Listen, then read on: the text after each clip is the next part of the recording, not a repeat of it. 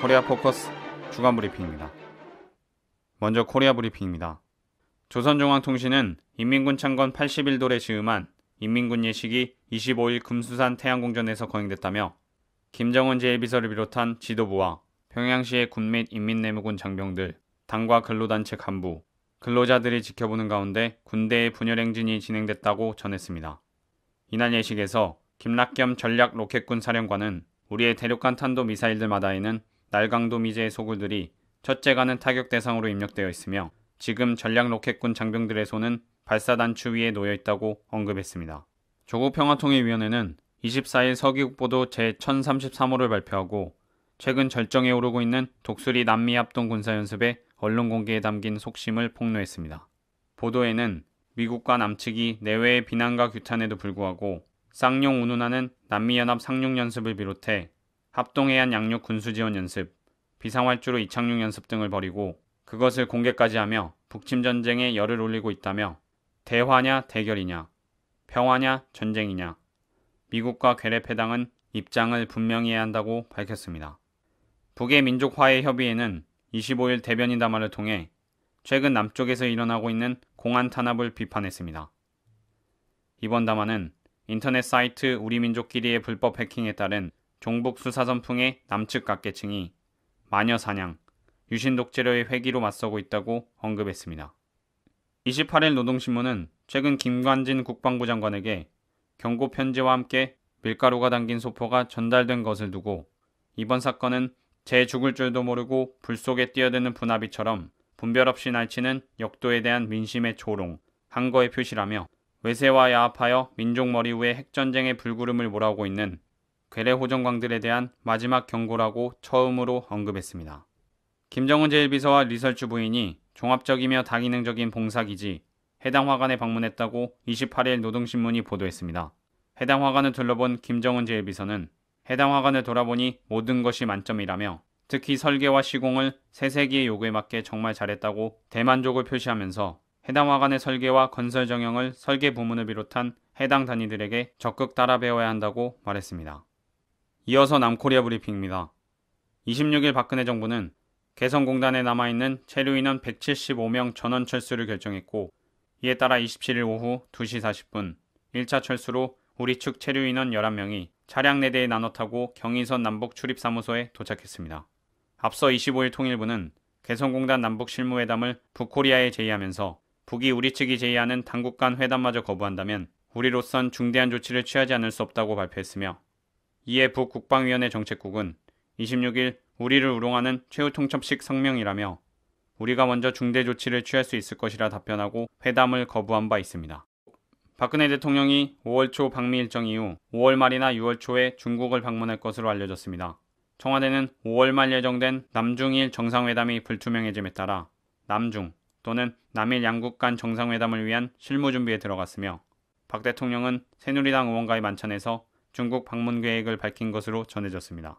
또 박 대통령은 지난 24일 청와대에서 언론사 편집국장 보도국장 오찬 간담회를 열고 동북아 평화협력 구상에 대해 언급했습니다. 박 대통령은 미국과 아시아 여러 국가들이 기후변화와 테러 방지, 원전 문제 등 비정치적 분야부터 신뢰를 구축하고 이를 토대로 다자 간의 더 큰 신뢰를 구축하기 위한 동북아 평화협력 구상을 내달 미국 방문 때 밝힐 계획입니다. 4.24 재보궐선거 결과 서울 노원병에서 무소속 안철수 후보, 부산 영도에서 새누리당 김무성 후보, 충남 부여 청양에서 새누리당 이완구 후보가 각각 당선됐습니다. 세 후보는 각각 60.5%, 65.7%, 77.4%의 득표율을 거뒀습니다. 삼성 엑스파일 재판으로 의원직을 박탈당한 노회찬 전 의원의 부인으로 유권자의 심판을 구하겠다며 출마한 진보정의당 김지선 후보는 5.7%의 득표율에 안철수의 벽을 넘기는 어려웠다며 아쉬움을 전했습니다. 이번 선거 결과 국회의석은 새누리당 154석, 민주당 127석, 진보당 6석, 정의당 6석, 무소속 7석으로 바뀌었습니다. 서울중앙지검 특별수사팀은 25일 국정원 민병주 전 심리정보국장을 소환해 10시간에 걸쳐 조사를 벌였습니다.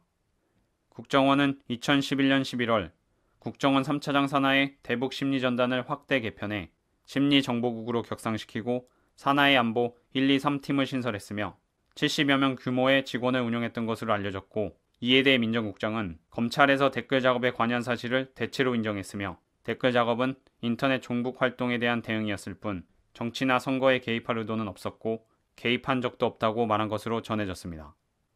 끝으로 국제브리핑입니다. 22일 중국의 우다웨이 육자회담 수석대표가 2010년 이후 처음으로 워싱턴을 찾았습니다.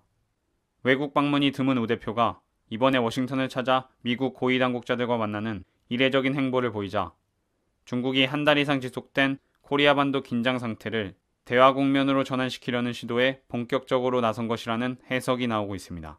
일각에서는 우 대표가 미국과 협의를 마친 뒤 직접 방북하거나 고위급 특사를 보내 미국의 메시지를 전하고 육자회담 재개와 북미 대화를 중지할 것이라는 관측이 나오고 있습니다. 중국 인민해방군 총참모장 팡펑우이는 22일 남중일 순방 중인 미 합참의장 마틴 댐프시를 만난 자리에서 북코리아의 4차 핵시험 가능성을 제기했습니다. 이날 팡펑우이 총참모장은 북은 이미 3차 핵시험까지 수행했으며 4차 핵시험도 할 가능성이 있다며 핵시험 가능성을 언급하고 모든 당사국이 적극 협조해야 한다며 대화만이 국제사회의 우려를 해결할 바람직한 해결 방법이라고 믿는다고 말한 것으로 전해졌습니다. 미 육군참모총장 레이 오디어노는 미국 연방정부의 예산자동 삭감 조치인 시퀘스터가 코리아 반도 위기 상황에 위협이 될 수 있다고 밝혔습니다. 오디어노는 미국 현지 시간 23일 미 상원군사위원회 청문회에서 예산 삭감이 지속된다면 향후 10년간 최소 10만 명 이상의 병력을 추가로 감축해야 할 수도 있다면서 이같이 밝혔습니다. 또 예산 삭감은 북의 잇단 도발로 항상 최고 대비 태세를 유지하고 있는 주남미군에 위협이 될 수 있다며 코리아 반도 유사시에 대비한 일련의 군사훈련들도 취소되고 있는 상황이라고 강조했습니다.